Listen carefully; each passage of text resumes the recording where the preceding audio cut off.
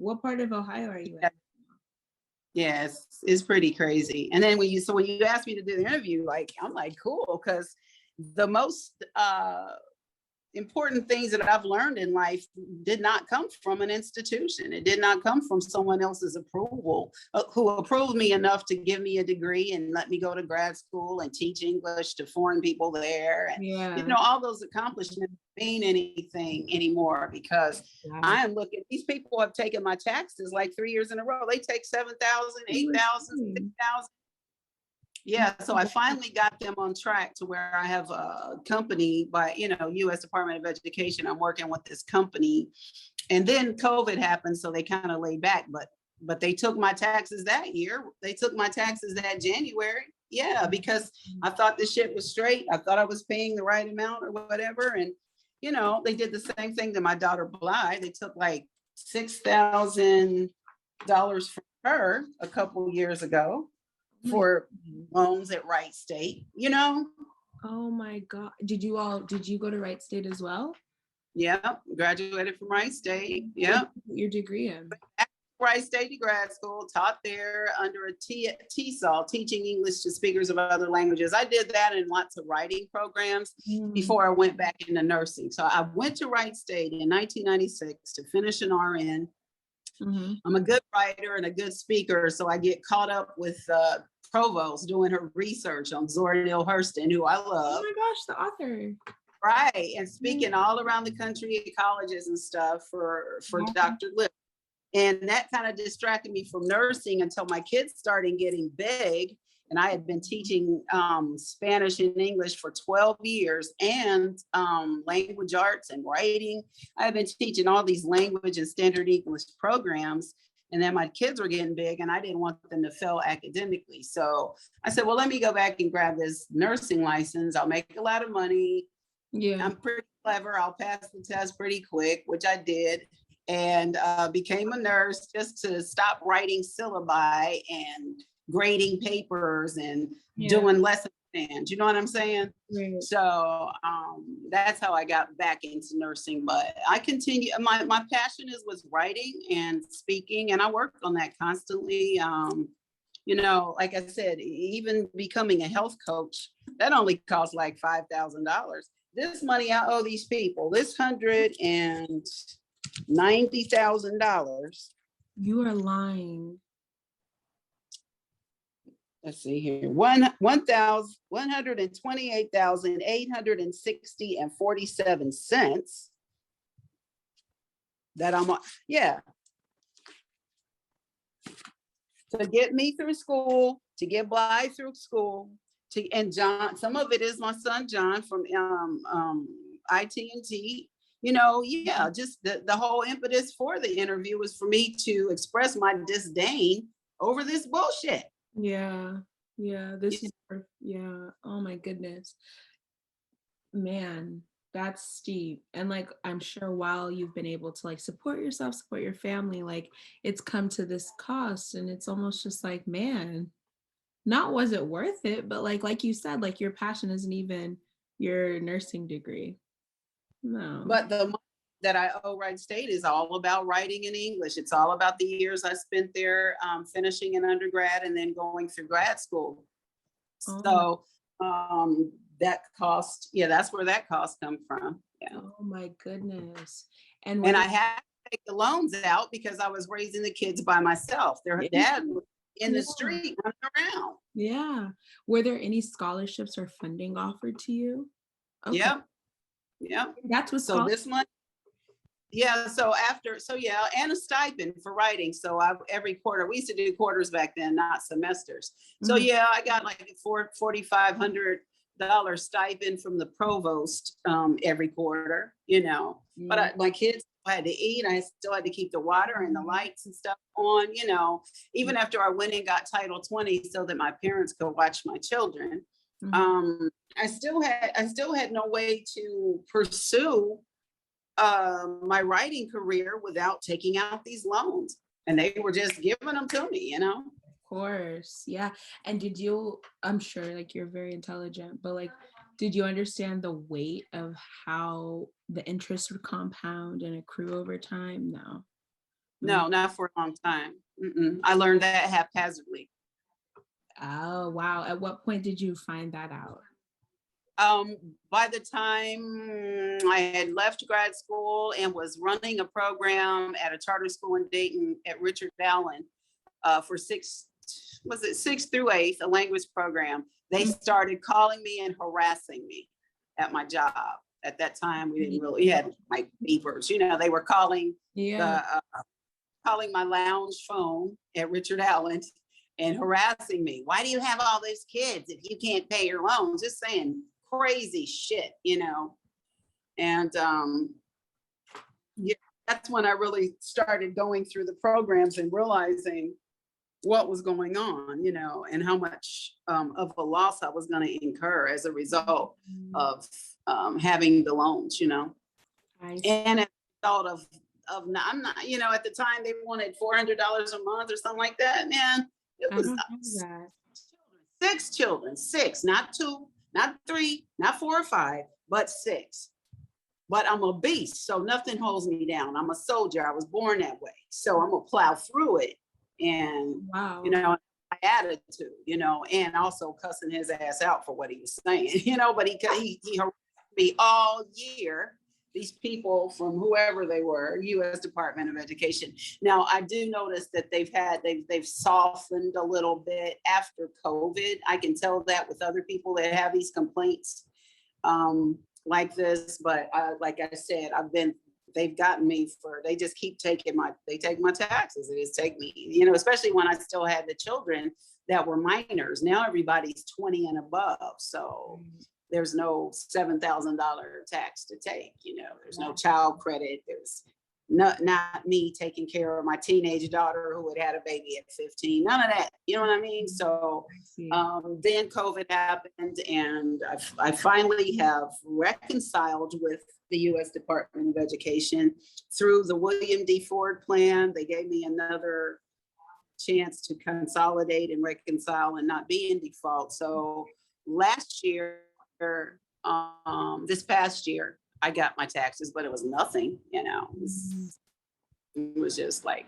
$1,500 or something. And, all these stimulus checks people and stuff get, I don't get it because I make a lot of money, so, but they're not considering they're not sensitive to the fact that I've paid so many dues to get this far, and I've been in debt. My credit sucks because of the U.S. Department of Education.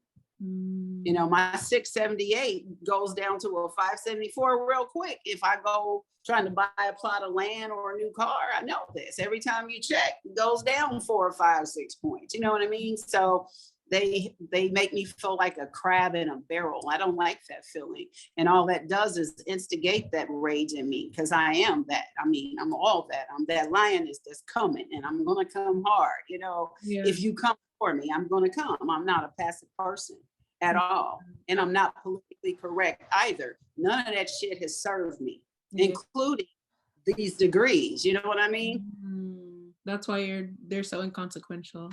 It's neither here nor there for you, huh? They don't make who you are. I like your thoughts on this. What were the conversations that you had with your children? Because they're all college educated, from what my mother told me, as well. And I know you have a daughter in med school. So what were those conversations centered around taking out loans for higher education, like in the house? I think it really resonated with the girl that's finishing at Boomshaw, the one that got her coat the other day, residency or whatever they call it.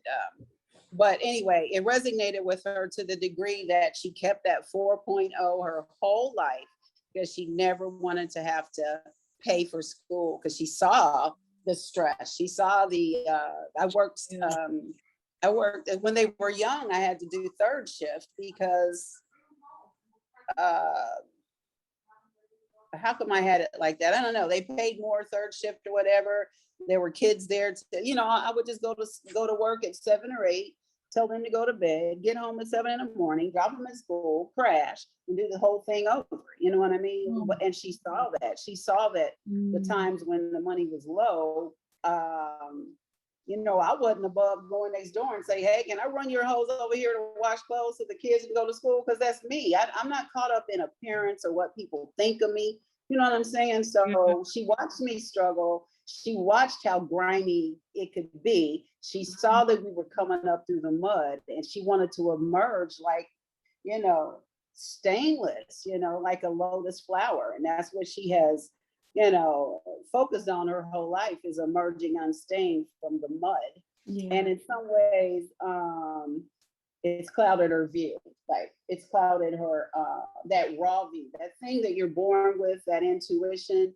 I see that it's clouded by external things. And, you know, even though she's fit and she goes work out and stuff, I would like to see her do more inner work, more meditation, less worry, keeping up with the Joneses. Like, okay, for going to University of Richmond, Virginia made her very snobby. Okay. Yeah, lots of rich Black people in Virginia. Okay. And so she aspires to that. She doesn't want to ever struggle. And that I can see that that's her focus.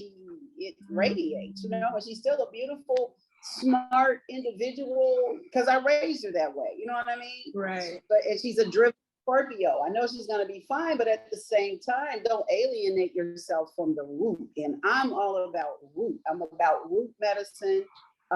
Communities. Like, I encouraged her to go with some friends of mine who sent their daughters to Cuba. They got so much education for free. They both are MDs now and have returned to Chicago. You know, she don't want to do that. She's not that kind of doctor, but I'm that kind of nurse. I'll go live in the jungle. You know, I'll go live in the woods somewhere in the sticks. I have taken care of so many different people that are ethnically and culturally different than me.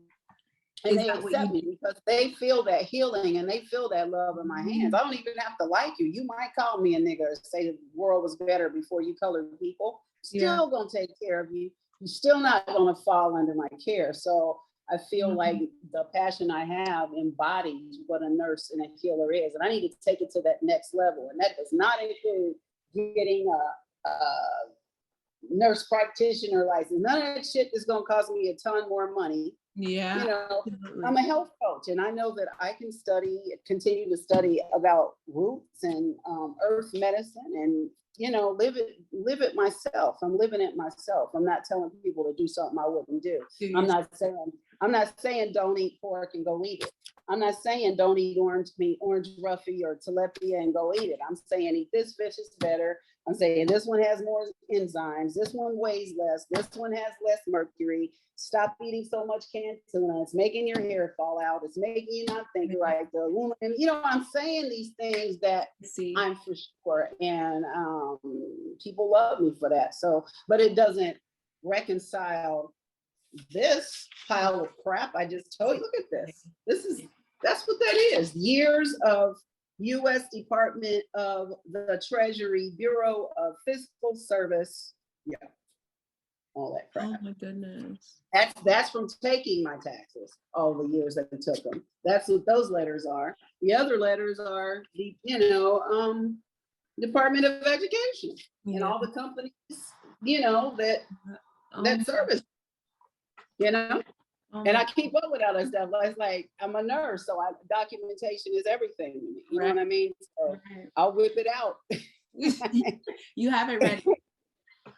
And in these unfortunately, my Zoom, I haven't paid for this. So I have the free trial where I only am allowed to record 30 minutes. But in the last 8 minutes, I would love if you could touch on the community work that you've done. I know that I heard you mention how you are a health coach in your community and like what that looks like, how you like got into that.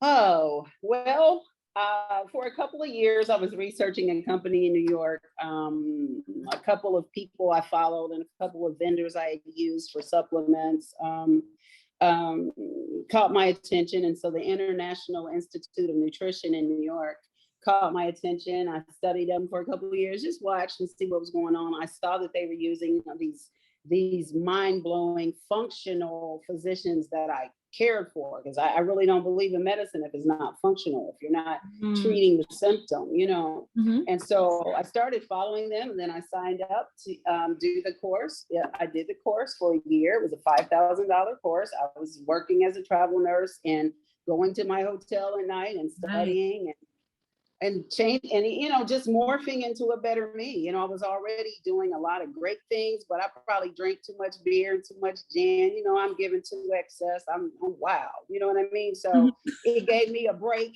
you know, to just be more focused on my nutrition, because I'm not perfect, and I don't tell people that in my practice. I say, I'm here to help you transform. I just want to help you transform. It's what you know. So it was about me transforming. So grassroots, yes, I've done health coaching in my area and online. Funny enough, I have a lot of ethnic clients who love my services, but they don't like to pay. So I do deal with wealthy people who pay, you know, and the best part about my grassroots is that I'm able to extricate that part of my soul and still serve all people, even though I'm blackity black as they come. I'm still able to service a Russian, a Jew, Donald Trump, whoever, a Klansman, whatever, you know, because I don't know these people. I don't have connections. Now, I may not help somebody who's my enemy, my open enemy that has done me harm. I might step over them, might not piss on them if they was on fire. I don't know, but I'm telling you that I am mutable, and I'm a chameleon and a healer. So yeah, I've done a lot of work with the refugees. Me and my daughter Blessing worked for the refugees for a couple of years. We made sure they got their visas. We made sure they got their IDs, their license, food, clothing. I ate with many people on the floor in the worst housing ever in Dayton. I never said no to a meal. I didn't care. I just, you know, I'm with the people. That's what I am. I'm about being with the people. And if it's not a grassroots nonprofit deal, then it's not for me. Wow. That's amazing. Thank you. Wow. And when you said that you worked with the refugees, just so I know, so I can pull it up, can you tell me which refugees were in Dayton? Yes, the Tanzanians and the Rwandan women and families. Wow. Many of the refugees had been in the Tanzanian camp all their life and really weren't Tanzanian, but that's where we had gotten them from. But that's how some of them had been in a camp for 40 years in transit. So yeah, most of these were Rwandan women and Tanzanian families. Now I'm starting to see a lot of Sudanese women and children. So I've been reaching out to them here in Cincinnati and trying to build something with them here. Wow, that's incredible. You really are a pillar in your community. So that's really, do you think that your influence has rubbed off on your children? Many of them. Yeah. When my mom was telling me about your children, I was like, oh, wow, like they seem like they're such fighters. Like they seem like they're so grounded. And speaking to you, I'm like, oh, this makes a lot of sense. Okay. This makes a lot. Yeah, they are. We're just falling out about this COVID thing, you know, but that's just me and the doctor and my oldest daughter, Molly. But it's always been that way. I don't know if your mother told you this, but Molly's the preferred child of my mother. So she's always been kind of on the edge. She loves me, but, you know, she got too much of my mom's influence in there. It makes her a little fearful, whereas my other children don't have fear. I see. Yes, and Molly's your oldest. Yeah. Molly's the oldest. That's the one, Marky. Everybody knows Molly. Yeah, Molly. Yeah, little Molly. Okay, got it. Yeah. Yes.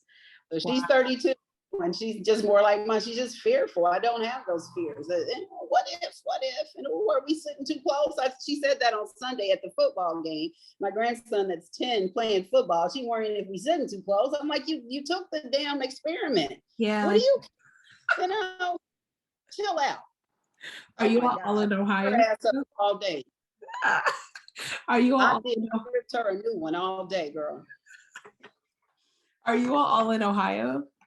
Yeah, right now. So we were all in Columbus, but we kind of motivated this way again because of Boomshaft. So she's back in Fairborn. She left Columbus. Bly is engaged, so she's in Huber Heights.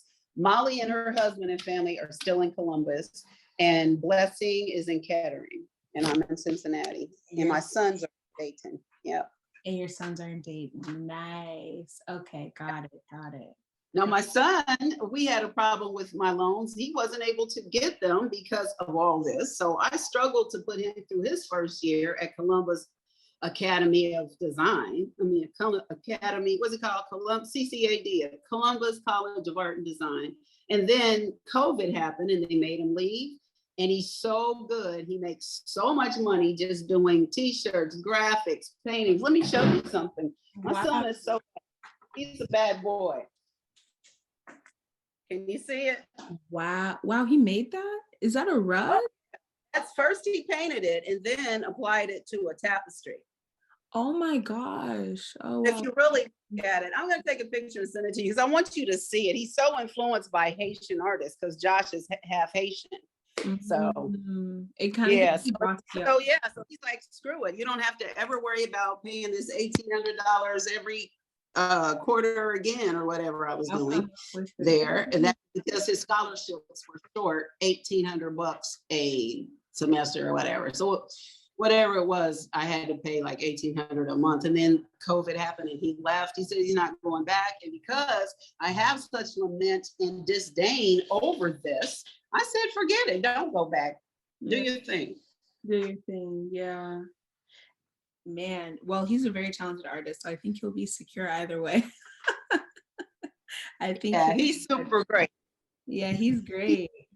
Yeah, my son John is great too, but he's a genius type dude. So he's kind of savant. He don't care. He's just excellent. And he's really, Josh is probably as great as he is from looking at his brother, but John doesn't care. He just doesn't got it. Like he's out there like Jimmy. He just wants to play his guitar and sing and smoke out, Wow. Be a beautiful soul. And he is. So he's raised a lot of the grandkids are very influenced by Uncle John because he just makes sure the kids are safe, and plays music and he's so well spoken and he can stand up and give the most profound extemporaneous speeches. He's like seriously a savant.